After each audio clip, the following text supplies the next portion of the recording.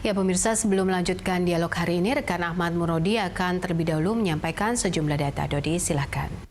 Ya, Poppy dan juga pemirsa, langsung saja kita lihat sinyal pemulihan ekonomi berlanjut. Kita lihat dari Purchasing Managers Index yang dirilis oleh IHS Markit. Ini memang diperlihatkan datanya dari Januari sampai November.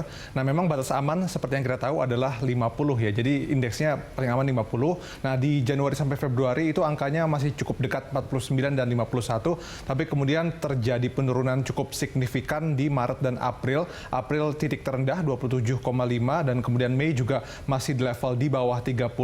Kemudian setelah itu ada kenaikan cukup tajam sampai di bulan Agustus ya. Agustus ini sudah 50,8, tapi kemudian di September dan Oktober terkoreksi lagi 47,2, 47,8, baru kemudian berhasil menembus level 50 lagi di bulan November yaitu 50,6.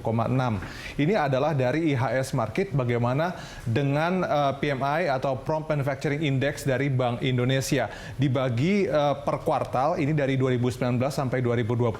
Kalau dari 2019 sendiri di 4 kuartal 2019 itu masih sangat aman.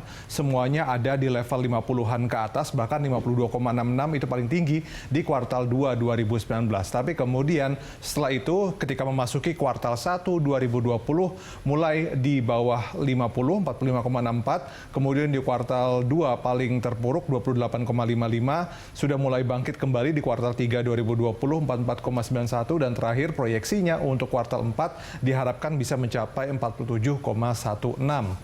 Oke, selanjutnya kita lihat pertumbuhan. Nah, ini pertumbuhan industri manufaktur secara year on year, lagi-lagi di 2 tahun terakhir, 2019 dan juga 2020, dibagi per kuartal. Untuk di 2019 sendiri, dari kuartal 1 sampai kuartal 4, kita bisa lihat angkanya kurang lebih ya di level 3 komaan sampai 4 komaan. Paling tinggi ya di kuartal 3 2019 yaitu 4,14. Kemudian ceritanya sama, di kuartal 1 2020 mulai melemah 2,06, tapi masih tumbuh positif. Tapi kemudian memasuki kuartal 2, ini sudah tumbuh negatif 6,19%. Ada perbaikan di kuartal 3, tapi tetap masih tumbuh negatif, yaitu 4,31%. Minus. Selanjutnya kita lihat bagaimana sebetulnya kontribusi industri manufaktur terhadap perekonomian Indonesia. Struktur di PDB nasional kuartal 3 2020 adalah 19,86% dari total PDB, yaitu 773,6 triliun rupiah PDB atas dasar harga berlaku. Kemudian untuk nilai ekspor dari Januari sampai Oktober 2020 adalah 80,69% dari total ekspor nasional atau senilai 106,14 miliar US dollar. Kemudian serapan tenaga kerja per Agustus 2020 13,61% dari total 128,45 juta orang penduduk bekerja atau ekuivalen dengan 17,48 juta orang. Baik, selanjutnya kita lihat lagi indikator ekonomi yang lain.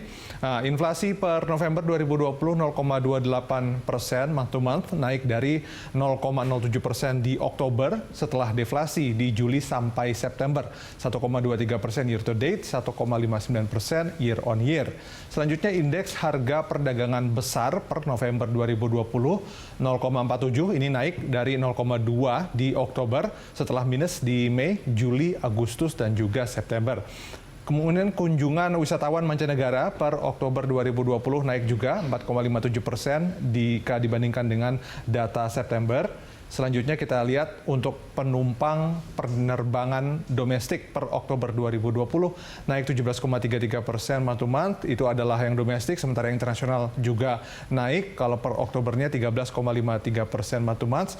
Sementara penjualan mobil domestik per Oktober 2020 49,04 ribu unit. Ini meningkat dari 48,55 ribu unit di bulan September.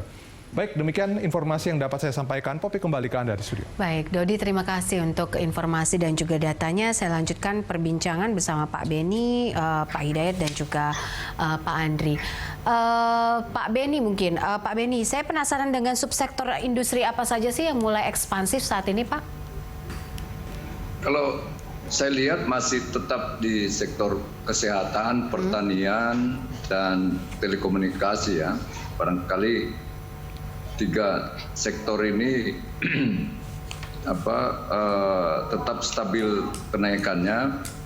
Dan ya tadi manufacturing ini mulai menggeliat ini, kelihatan juga demand itu sebenarnya membaik, yang ditunjukkan oleh angka inflasi itu sendiri ya, dengan 0,27% itu saya kira 0,28% ya. Ya. Sebelumnya 0,07. Ya. Kenaikan harga ini pasti didorong karena permintaan yang meningkat. Nah, saya kira para industriawan ini, para produsen ini, saya kira sekarang ini sedang mengadakan memang pengadaan pembelian untuk melakukan produksi ya. Jadi paling tidak untuk mengantisipasi nanti 2021 ini barangkali ini mesin-mesinnya harus diperbaiki dan sebagainya, itu saya kira sekarang ini saatnya ya, spare part-nya dan seterusnya. Barangkali stok bahan baku pun sudah dimulai diadakan, hanya saja kita mengharapkan bahan baku ini juga kalau bisa dari dalam negeri ya, bukan impor. Nah, itu saja yang menurut saya yang terus ini berkembang ini. Kalau subsektor yang masih tertahan yang harusnya bisa menjadi fokus dan catatan semua pihak apa aja, Pak? Saya melihat potensi, lagi-lagi ya, potensi sektor pertanian dan maritim ini masih sangat bisa dipercepat ya. Terus UMKM ya, usaha-usaha mikro kecil menengah ini, industri-industri kecil ini, saya kira pemerintah memang makin fokus ke sini, dan undang-undang Omnibus Law itu kalau itu segera diimplementasikan, dipercepat, PP-nya dikeluarkan dan berpihak betul-betul kepada UMKM, saya yakin ini kegiatan-kegiatan yang dilakukan termasuk home industry ya, UMKM ini akan menggeliat cepat. Nah, kalau skala besar menurut saya memang properti masih tetap melambat, tapi dengan Omnibus Law ini saya yakin dengan perizinan yang makin dipermudah, ya, iklim investasi ditingkatkan, saya yakin pembalikan arah ekonomi kita ini akan cepat terjadi. Yang sekarang defisit atau negatif akan bisa cepat positif di tahun 2021. Sekarang ini saya kira persiapan menuju ke sana, semua antisipasinya positif ya. Hanya saja bagaimana penanganan COVID ini dan kesadaran masyarakat ya. Konsisten ini pemerintah dan masyarakatnya pun makin sadar. Saya kira itu kuncinya untuk boosting. Dan saya selalu memberi catatan pariwisata ini, saya kebetulan ini di Medan, baru pulang dari Danau Toba, jadi saya lihat betul hari Jumat, Sabtu, Minggu. Jumat malam itu okupansi rate-nya itu hampir 100% ya, full itu hotel-hotel. Dan saya kira dan di Danau Toba ini belum ada kelihatan COVID-nya gitu ya, belum signifikan lah, ada 1-2. Jadi bagaimana Bali ya, sektor pariwisata ini barangkali di daerah-daerah lain, jadi nggak mesti Bali.